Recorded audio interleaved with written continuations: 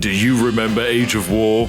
I do. This is my favorite Flash game, and chances are you fall into one of two categories. Number 1, this is also your favorite Flash game, or Category 2. You weren't even alive when it first came out in 2007. For everyone in Category 1, I'm sorry for mentally aging you by 200 years. Anyway, this is a surprisingly simple game. You have a base, the enemy has a base, and you throw units at each other until one side loses. There are special abilities and different units tied to different ages. It's a great game. However, there is one aspect of this game that has eluded me my entire life, and so today I've decided to return and set things straight. The impossible mode difficulty was, for an entire generation of gamers, impossible. There are forums dedicated to trying to decode the actual path to beat this game's highest difficulty. It is insane. So now that I am a professional game exploiter, I thought I should return and see if this impossible game is actually easy. Right, here we are, crazygames.com, the home of all of the best Flash games you could possibly imagine. Prepare for nostalgia. Oh yeah!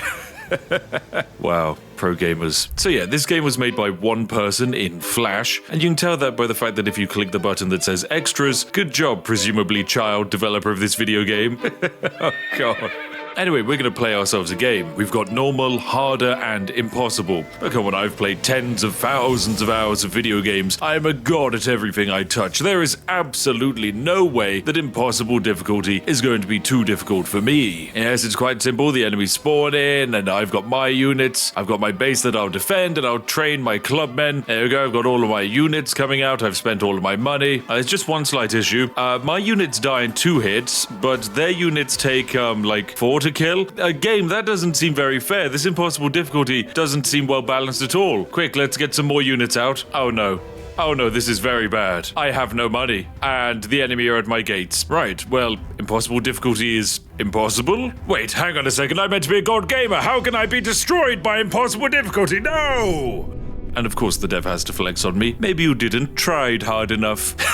Yes, I agree. Maybe I didn't tried hard enough. Okay, so impossible difficulty is very impossible. The enemy units have significantly more health, they do significantly more damage. So even if I were to mirror the opposition's actions, and for every clubman they sent out, I sent out my own, I would just inevitably lose. But what if I told you it didn't have to be this way, and the path to actually beating the impossible difficulty is to lose? Yes, that's right. In order to win, you must first understand loss. And in order to lose, we're going to play on normal difficulty. That's right, it's just a regular game. So welcome to the game. The catchy soundtrack is here, and on normal difficulty, everything is basically a complete fair playing field, where the main advantage I have over the AI is that I am ever so slightly more competent in decision making than they are. Now of course, the enemy have defeated my first initial wave, but luckily I can activate my special, which is to summon raining meteors from the sky that one-hit absolutely every enemy unit. Great stuff, we get a load of money, and now they continue their march towards our base. Luckily for me, I can buy the ultimate deadly weapon, the Egg Automatic. This is a hammer that is quite simply rigged up to some kind of chicken that in turn, when hit, will fire out eggs. So with this glorious weapon, we can very comfortably start making more progress in the game, and rest assured that the enemy can't get close to our base. Honestly, I love this game. There's so much nostalgia for me just being back here. The music, the very simple graphics, the poor chicken being whacked by a hammer over and over again. Yes, it's everything I love and more. Now, the enemy AI isn't exactly very advanced, as you could probably guess from a game that came out in 2007. It's mostly set up on a predetermined path without much added complexity. But as time goes on, it will get more powerful and it will bring out more deadly units like these Dino Riders. Yes, they pretty much just one-hit anything I throw out in front of them. The only issue is I can hit them with a meteor and they still die in one hit. Perfect stuff. So, as the music swells, let's train some clubmen and send out a few slingshot man and undergo the glorious prehistoric arms race. Okay, the Dino Rider is actually really powerful. Look at him go. Okay, and the enemy AI is actually upgraded to the next age because yes, this is Age of War, not War of the Prehistoric Era, which means that as you gather experience, provided you hit the 4,000 mark, you can head on to the next age and begin the very exciting process of summoning in knights to fight. Of course, unfortunately for these poor knights, I can just still whack a meteor on their head, and with the experience generated, wha-bam, we're now also in the medieval era, and I can train my own swordsmen, and I can even build a catapult, which, as we all know, is the second best medieval siege weapon. But all of this raises a question. As you can tell, on normal difficulty, I am more than proficient to actually beat the game. In fact, it really wouldn't be that much of a challenge. Even the me of yesteryear could probably do this with my eyes closed. But we're not here to beat the normal difficulty. We're here for the impossible difficulty, which means we must enter the Renaissance Age. And for that, we need 14,000 experience. So let the farming of these gentlemen begin. I guess one thing to mention is that every age is slightly different, not just in its units, but also in your special power. So for example, in this age, we have the fire arrow rather than the meteor. And let's unleash a wave of 5 archers. That should be enough to deal with this horse. I do really like that they're called archers, despite the fact that they're clearly using a crossbow, but you know. Oh, and we're actually ready for the next era. We've got 14,000 experience, so we're going to do just that. Welcome to the Renaissance era of the game. In this era, we can train ourselves a duelist who is very proficient and very tanky in comparison to the soldiers of old. However, there is one issue. I said my goal is to lose, so we're going to engage a little bit of shenanigan here, because in the third age of the game, the Renaissance era, we gain access to this ability here, the presumably Jesus on a cross ability. This is a healing skill. Quite simply, if we have any units out on the battlefield who are injured and this ability is activated, they will slowly begin regaining their health. It's very powerful, but as it's a special ability, it only lasts for a short period of time. That is, unless you start thinking ever so slightly outside of the box. And that's where exploits come into the picture, because I've deleted all of my towers, and now right as we get down to having no HP, I activate my special ability. Now you might say, Spiff, hang on a second, you activated a special ability that heals units without having any units on the battlefield and then just immediately lost the game. What's the point of that? Well, in video game coding perspective, what I've done is I've activated the line of code that activates the healing ability, and that means the healing ability is toggled into an on position. However, because the game has ended, we've actually bypassed any lines of code that would mean that this should be turned off, which means that when I press play again and select impossible difficulty, something very interesting will happen. I can spend $100 on a dino rider and some money on these slingshot men, and you'll notice that my units have a faint godly glow on them. This godly glow is the healing glow. So yes, when this unit hits us here, you'll notice the dino rider's health pool just simply refreshes. Yes, it really is as powerful as that. It's absurdly powerful, in fact. Of course, the enemy themselves also have a faint yellow glow on them, but you can just ignore it. Theirs isn't real, mine is. So yes, we've bypassed the game's logic and escaped the laws of reality that were constraining me in my place. We now have a dino rider that can self-heal, and whilst the enemy do have some dangerous units, we're positioned so that we can actually defeat them. I mean, even on impossible difficulty, my slingshots are able to take multiple attacks. Let's activate the meteors. Go, meteors, go! None of you are targeting the enemy base. Great, that was the worst meteoring I've ever seen. Alright, come on, we're starting to get close to their base. Come on, get their slingshot people. Go, slingshot people! Okay, the AI has now actually been able to train their own dino riders, which is, you know, great for them. I don't really care about that. Good for you. Unfortunately, because we're on impossible difficulty, even though I am technically cheating by having healing, their dino riders are actually just really absurdly powerful, and there is not much I can do to stop them. Great. Okay, it looks like we're not going to be able to beat them in the first stage of the game. We're going to have to get creative and fight them in the next stage.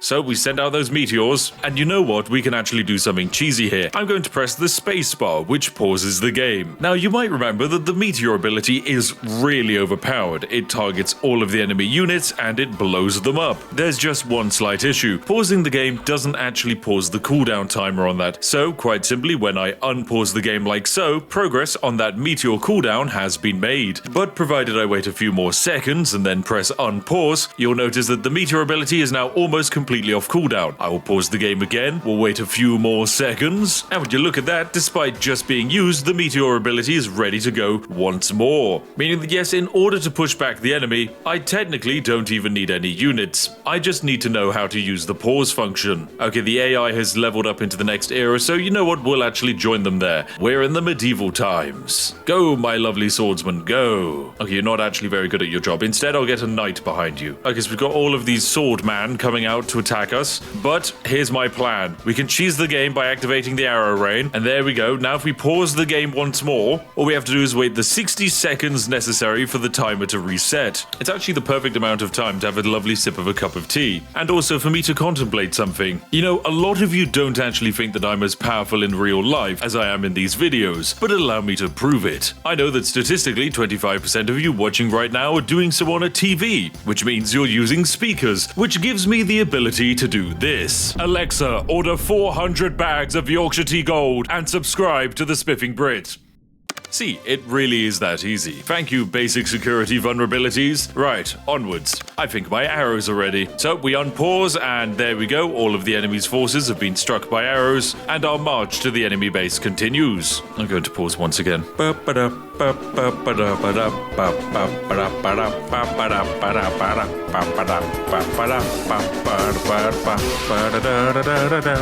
God, it's such a bop. What a song. What a song. All right, unpause. Arrows are almost ready. All right, the enemy bunched up again. We're going to send out a knight. And now, ladies and gentlemen, we unpause. Arrows are ready. Let's go. We actually pause so that all of the arrows get, bogged up at the start of the screen. And then they all come down as one lovely wave, which means the enemy can't dodge. That's how I like to play. Maximum cheese mode. All right, we pause the game once more. All right, that should be enough time. My arrows ready. Yes, they are. Right, we'll wait for the enemy to spawn in their units and activate the arrows. Pause the game and release the arrows. Oh, they bought a pot of oil. How frustrating. All right, we'll pause. We need the arrows. All right, so my arrows should be ready. Let's go, arrows, go. Do your thing. Yes, perfect. We have a nice clean line towards the enemy. A few moments later. Oh, we can move to the next stage now. Lovely. I think we're actually ahead of the AI, which might allow me to just buy some guns instead. Go! Rifles. Okay, you're really not that powerful. I think these are meant to be musketeer, but of course there's,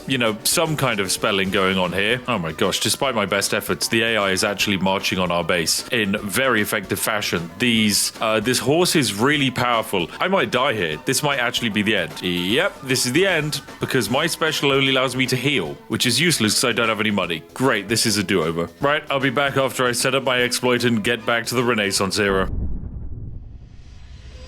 Alright, we're finally back, and our opponents have made it to the Renaissance Age, which is really dangerous because these swordsmen on impossible difficulty one-hit mine. So yes, we don't exactly stand a chance against them, so this time, in order to give us an edge, we're having to use a little bit of cheaty technology, otherwise known as turrets. Basically, what I've done is that before heading into the next stage of the game, I've deliberately loaded myself up with a large amount of money, so that way when we do evolve, we should hopefully have ourselves some turrets that will do the job of defeating the enemy for us, because we won't be able to use our special ability as we already have our healing bonus active. But yes, the enemy's units are just fundamentally too powerful. Impossible difficulty is well and truly impossible, and the main reason I'm still able to get through it is that my healing ability lets my units last just a little bit longer, and that by pausing the game, my special attacks head off of cooldown, allowing me to do massive amounts of damage to the enemy. That, and also pausing the game when activating the special attack, allows us to basically blanket bomb the entire map. Right, with that final kill complete, I think we move on to the next stage, and with this, we buy ourselves a large cannon turret. This bad boy is going to shoot the enemy, and hopefully do a decent amount of damage. We're also going to grab ourselves a jeweler, who, as we can see, still absolutely gets shredded by the enemy. So we're all going to need to do our best here to try and defeat the enemy that is